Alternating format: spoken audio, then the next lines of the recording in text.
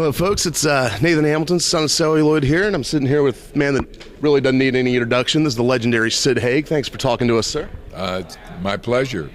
Now, throughout your career, you have worked with some legendary directors. Who were some of your favorites to work with?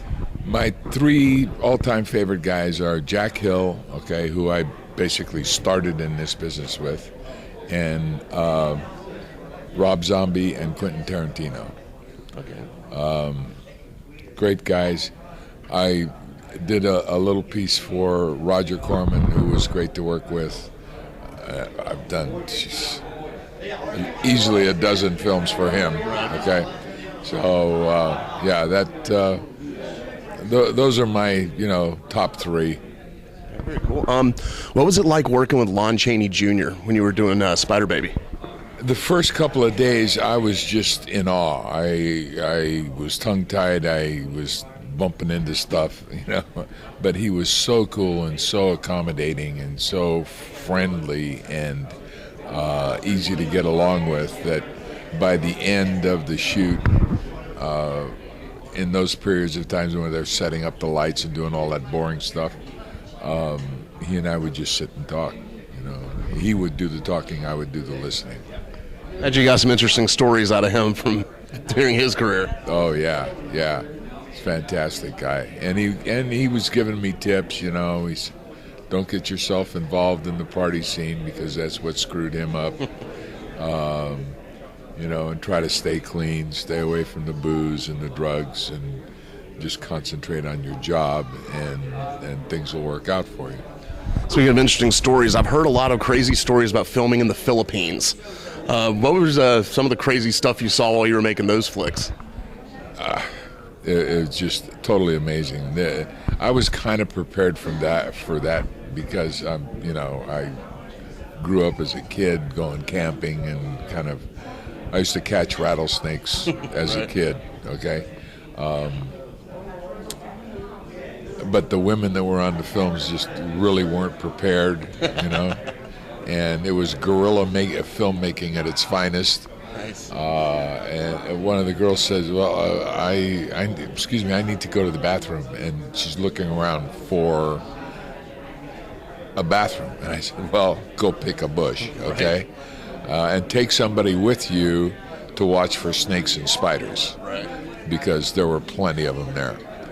And I had to kind of give a little nature lesson to people. It's like, okay, we're in the jungle. Okay, you're in their house; they're not in yours. Right. Have respect. Everything that lives here can and will kill you.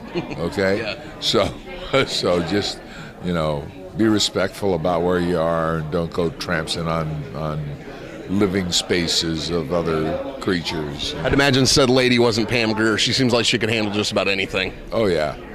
She's very cool, very cool. Now, another one of my favorite movies you've ever done is Galaxy of Terror. Could you tell me a little bit about making that flick? That was interesting, yeah. Roger Corman called me and said, there's this role and I want you to play it. And I said, yeah, sure, send me the script. And I read it, and it was cool. And so I called him back, and I said, okay, I'll do it on one condition. And he said, you're not getting any more money. Okay, I said, I know that. Okay? Sounds like something Corman would say. Yeah, I know that. Well, we had this great relationship. He'd want me to do a role, and he'd just send me a contract, and I would either sign it and work or don't sign it and don't work. No hard feelings, right. Okay? It's just the way it is. So he said, you're not getting any more money. I said, I know that. He said, so what's the condition? I said, I want to do it mute. And okay, so that was your idea. Yeah. And he said, why? And I said, have you read this? And he goes, oh, yeah. Okay, yes, you can do it mute. But the director forced me into saying that one stupid line. I live and I die by the crystals. What a joke. I think you might be the only person in cinema history ever to have been killed by their own severed arm. Yeah. That was where, when I read the part where I cut off my own arm, I said, yeah, I can do this. Now, Captain Spaulding is one of a very small handful of actually iconic horror characters that have been created since the 80s heyday of Freddy and Jason and all that. What was the thought process that went into your creation of that characterization? I mean, did you go get inspiration from any other characters? Did you just delve into the psychological aspects? How'd you come up with Spaulding? I'm crazy. Okay, there was no preparation. Nice. I just learned the words and went in and did it. So Spaulding is basically Sid Haig coming to life on screen. Yeah, the worst part of Sid Haig, okay? I'm able to put him away at night. Right. Yeah, he only comes out like when terrible things are happening in the world. Now, in the promotional materials for Devil's Rejects, we got a lot of the backstory of Captain Spaulding, and I personally think they should make a prequel for all that story. And if they did, who would you like to see play Captain Spaulding as a young man? Nobody.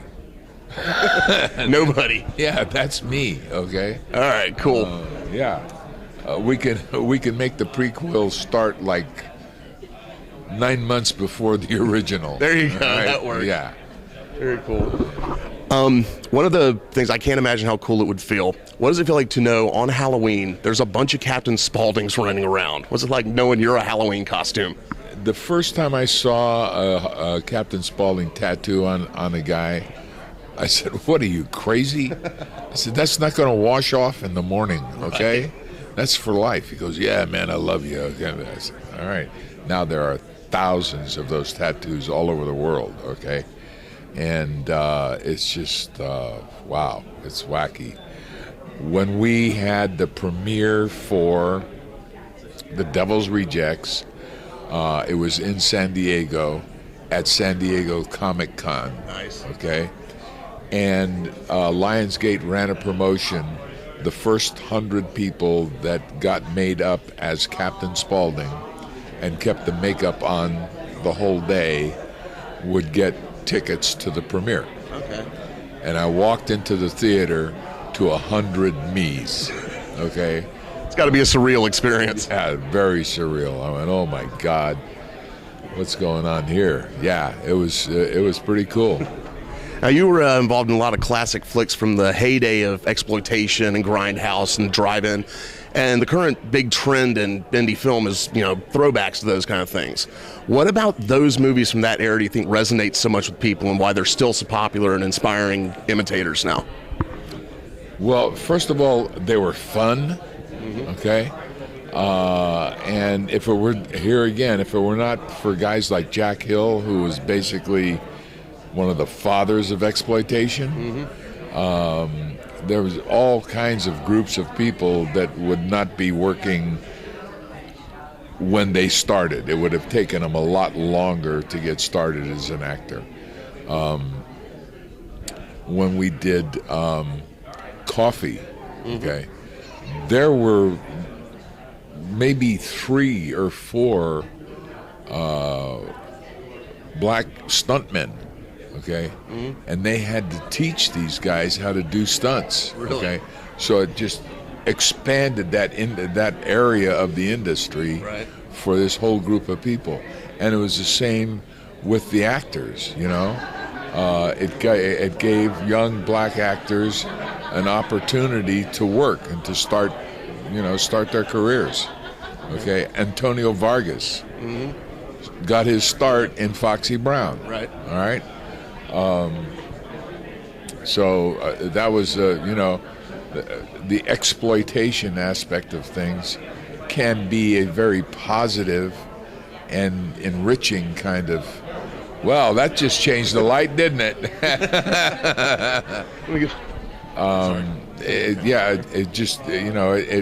It makes everything a little richer. Right. One last question. When you look back on your filmography, what do you think is like an underappreciated or undiscovered gem, like a movie you think's really good but doesn't get the same kind of attention like the Rob Zombie flicks or the Corman flicks or something like that get? The best film I ever did was a film called Little Big Top. Little Big Top. And my website, I think, is the only place where you can get it. And it's a great story. It's a drama laced with a lot of comedy, okay? But it's a story about a guy who was born into a circus family and expected to, follow the family tradition. there was only one problem: he couldn't stand the spotlight, and so he crawled into the bottle and became a hopeless drunk. Okay. So the first time we see him,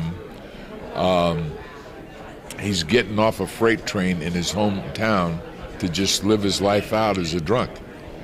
There was one thing that he forgot to do along the way, which was pay the mortgage on the house. Okay. So, a few days after he's home, the bank shows up and puts a foreclosure notice on the door. Okay. So now he has nothing. He is starting with nothing, and has to work his way out of this, and falls back a couple of times, and people get disillusioned and angry with him and this, that, and the other thing. But by the end of the film, he's going to be okay, and he's going to make it. And it's probably the best thing I've ever done. Now, when did that one come out? Oh, God, about 4 years ago, I guess, 4 or 5 years ago. We were working on it when the Devil's Rejects got released to theaters. Okay. So that was, 85? Yes. I mean, 85, 05? Yeah. Yeah. Now, I know you're an actor that works constantly. I'm sure you've got all kinds of stuff coming out. What's coming up that you want everyone to be aware of? Well, I did a film called Mimesis, which is getting a lot of really good buzz at film festivals around. And I play basically an actor, a horror film actor. Imagine that. Yeah, who is starts off at a convention like this, Okay. and then things just go bad. So it's a big stretch for you. Yeah, a big stretch for me, and a big stretch for the lighting guy. Okay. Apparently so. And then I did another film called Infliction, which is starting to get a good buzz and might get a premiere release at a convention this year called Infliction, in which I play a psychiatrist and not a crazy, let's pull their fingernails out psychiatrist. On the other side of the desk this time. Other side, okay, really a genuine guy and wanting to help. And so, that's good. And in Zombex, I play the commander of a special forces unit.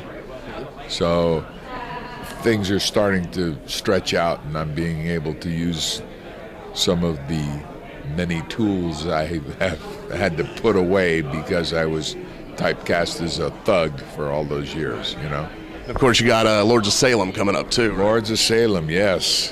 I play a 1692 witch hunter. Nice. Yeah. Very cool. Well, I'd like to thank you for talking to us. Thank you. Go to sidhaig.com and go buy some merch and find out about his movies coming up and his appearances. And stay tuned to Son of Celluloid for more interviews from the Days of the Dead convention. Or I'm going to get this guy to put his big clowny foot all up in your ass, right? That's it. I will hunt you down. Excellent.